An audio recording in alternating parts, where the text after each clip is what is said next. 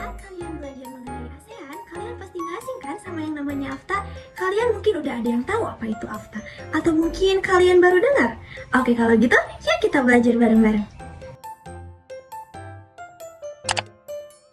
Jadi nih teman-teman, AFTA adalah bentuk kebijakan mengenai kesepakatan antara anggota ASEAN untuk membentuk wilayah zona perdagangan bebas.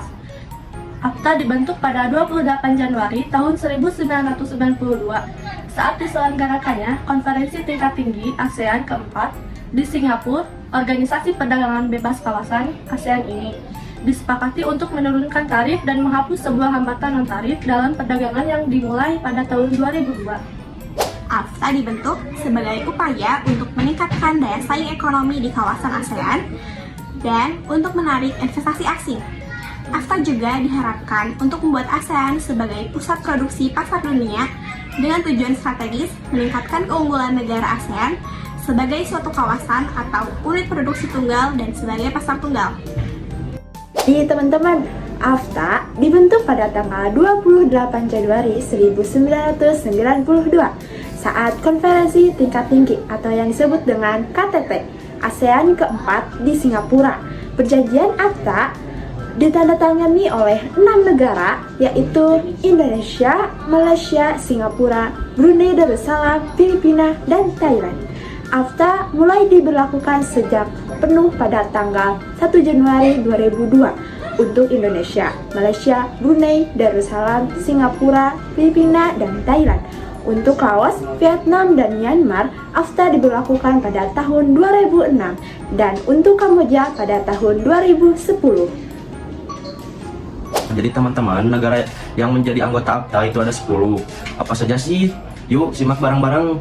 Yang pertama ada Brunei Darussalam, yang kedua ada Filipina, yang ketiga itu negara kita sendiri loh, yaitu Indonesia. Yang keempat ada Kamboja, yang kelima ada Laos, yang keenam ada Malaysia, yang ketujuh ada Myanmar, yang kedelapan ada Singapura, yang kesembilan ada Thailand, yang kesepuluh ada Vietnam.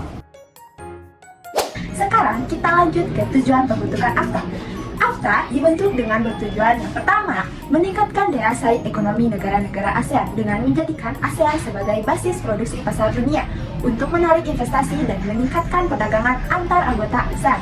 Dan yang kedua, menjadikan kawasan ASEAN sebagai tempat produksi yang kompetitif sehingga produk-produk ASEAN memiliki daya saing yang kuat di pasar global.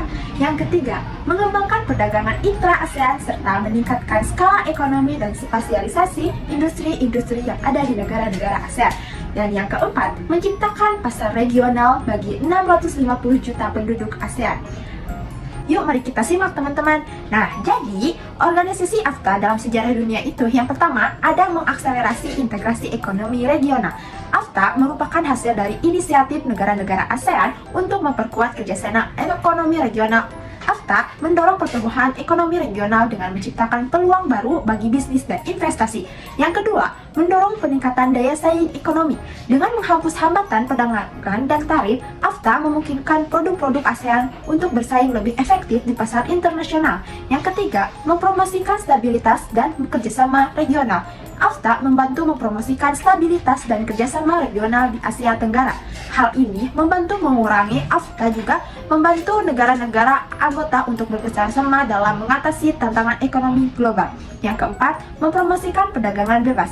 AFTA menunjukkan bahwa perdagangan bebas dapat menjadi alat yang ampuh untuk mendorong pertumbuhan ekonomi dan meningkatkan kesejahteraan masyarakat.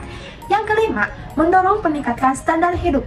AFTA telah membantu meningkatkan standar hidup masyarakat di Asia Tenggara. Hal ini telah membantu mengurangi kemiskinan dan meningkatkan kesejahteraan masyarakat di kawasan. Nah, AFTA sendiri juga bertujuan untuk menjadikan ASEAN sebagai pasar tunggal dan basis produksi regional. Kedepannya akan terjadi berkelipatan produk-produk dari negara lain.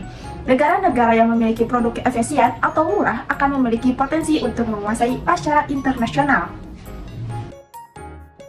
Nah, jadi peran dan politik ekonomi militer internasional berkaitan dengan bagaimana negara-negara memanfaatkan kekuatan militer dan sumber daya ekonomi untuk mencapai tujuan politik mereka.